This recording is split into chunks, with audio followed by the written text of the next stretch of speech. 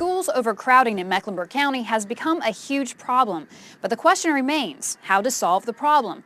November 5th, voters will have a decision to make, a $290 million decision. Either vote yes to a bond referendum to build 3 new schools, expand existing ones, and add programs to Charlotte-Mecklenburg schools, or vote no. Tina Alexander is a mom of a first grader at Albemarle Road Elementary. Right now, her 6-year-old daughter, Emma, is one of 590 students who attend class in trailers. Tina says she wants more schools built.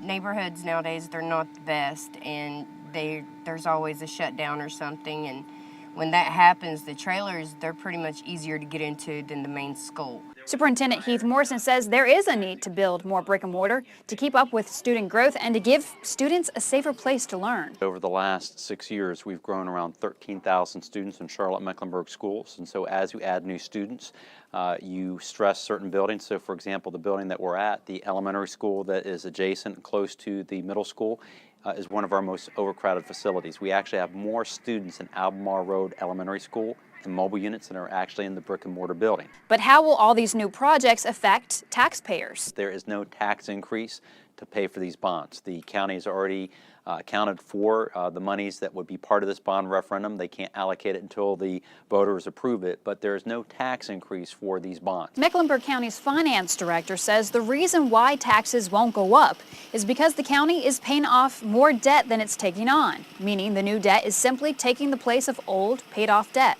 But other groups, like the South Mecklenburg Alliance for Responsible Taxpayers, say the money should go to teacher pay and not more buildings. A lot of people say, well, you know, if we don't build these schools, could we do something to maybe pay teachers more?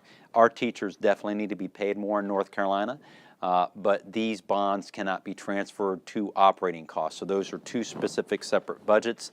They cannot be commingled. And others want taxpayer money to go to online education. Jennifer Matthews is a teacher with a new online public school in South Carolina called Cyber Academy. They can work at their own pace, they can work on the weekends, they can have their lessons more individualized to their goals.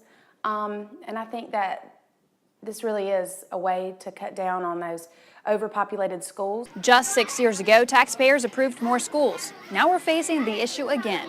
Is building those new schools the answer? We'll find out come November 5th. Caroline Fountain, Fox 46, Carolinas.